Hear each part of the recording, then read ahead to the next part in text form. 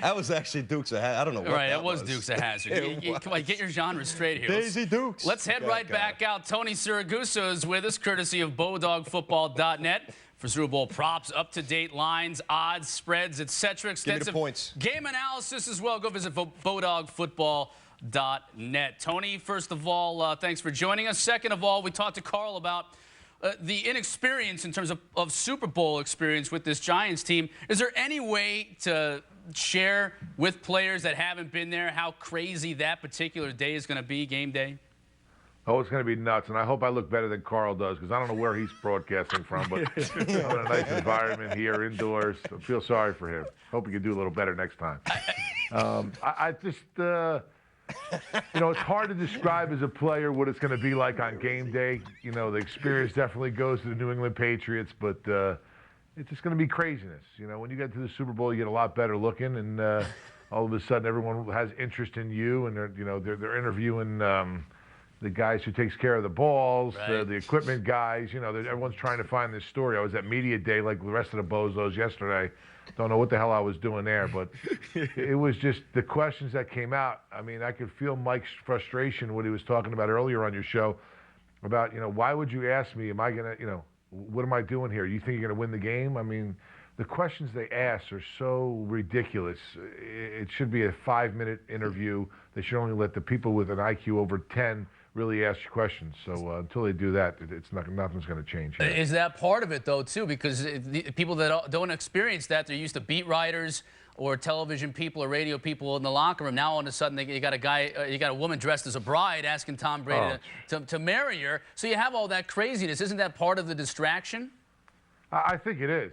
Just walking around there. I mean, the girls that were walking around, I mean, it's cold here. It's like 50 degrees out, all right? I know we're in the desert, and you guys are hearing, Arizona's beautiful. I'm freezing, okay? I got to go shopping to go buy more clothes. These girls were not even dressed. I mean, there was skin exposed everywhere. I mean, I don't know if they were looking for, husbands, or they're looking at whatever they're looking for, but what are they doing here in those outfits? It was unbelievable. It wasn't like that at the Super Bowl I was in. Well, just getting back to the game itself on hand, I mean, how does this Giants defense stop the Patriots offense? Because it seems like no matter what any team did to stop one area of what they were doing well, everybody else just seemed to pick it up on that team, and they've got too many weapons. You got a lot of weapons, especially at receiver, and I think, the advantage that the Giants have is they got, OCU Manure and Michael Strahan. Everyone's talked about them with the pass rush outside, but Tom Brady, if you can get up in front of him, I think Tuck and the rest of those inside guys need to go and get push up the middle, get their hands up, try to deflect balls, do whatever they can. Tom likes to throw that short pass over the middle to Welker and have him run around and run after the ball. I mean, that guy, you can't cover him with a light. You can't keep a light on him. He's so quick. So I think what they need to do is just get some pressure up the middle so Tom's not able to stand up, maybe swat the ball out a little bit, but they have to bring pressure on him. If they leave him back there and give him all the time in the world, it's going to be a pretty bad day. Brandon Short is here with us, faced off against you in the Super Bowl, and he was talking about how his team, they had a tight curfew and they were kind of tight all week long. And He's still mad about that. All the Giants still talk about that. As soon as they said we were out drinking show, beers on Saturday night having a good time, and they were all mad. I told them, man, you got to relax. I almost boycotted the show when I heard you were coming on and we're going to be talking about the Super Bowl.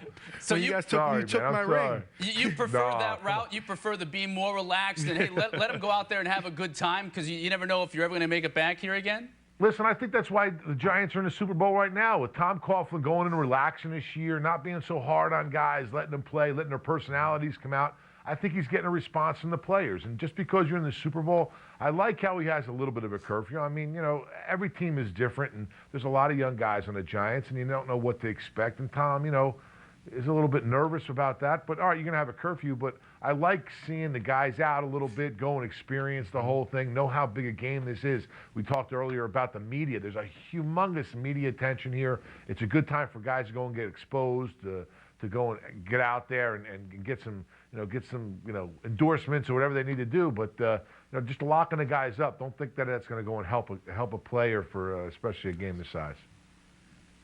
Goose, a lot has been made of Plaxico Burress's comments predicting that the Giants will win the football game. If you were in the other locker room, if you're in the New England Patriots locker room right now, what would you think about a guy in a game of this magnitude coming out and making a prediction that they were going to win the game?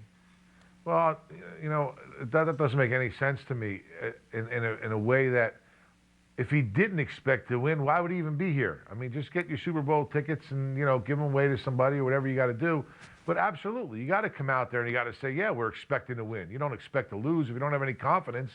I mean, especially the way they're playing. They've got a lot of momentum right now, the way they're going and moving into the postseason. Eli's going well. I mean, he's playing well. He had an ankle injury early in the season. You got to go out. You got to have a little chip on your shoulder, or you don't belong in this game. But Goose, making a prediction that you're going to win the game is different than laying a point spread down and saying we're going to win by this many points. What's the difference?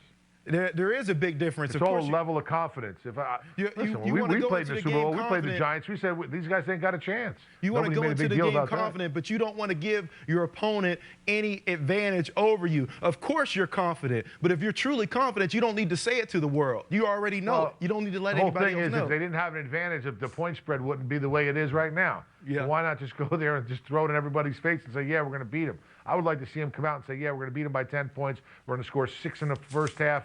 We're going to beat them by this. We're going to win the coin toss. All this. I'm going to catch the first touchdown play and freak out Vegas. They'll go bananas. They won't know what to do. Hey Goose, if you were betting this game, what would you do? Would you take the points? Who would you bet? I don't bet. I don't bet on football games, but you know what? In this, I think it's going to be a lot closer than what people think. I can't believe when I saw the spread come out, I don't know what it is right now, 14, 13, 12. Or 12 points. It's going down a little bit. Everyone's worried about Tom Brady's ankle, which is going to be fine. I don't know what, you know, the point spread, but I think it's going to be a 3, maximum 7-point game, and I think it can go either way. So you take the Giants.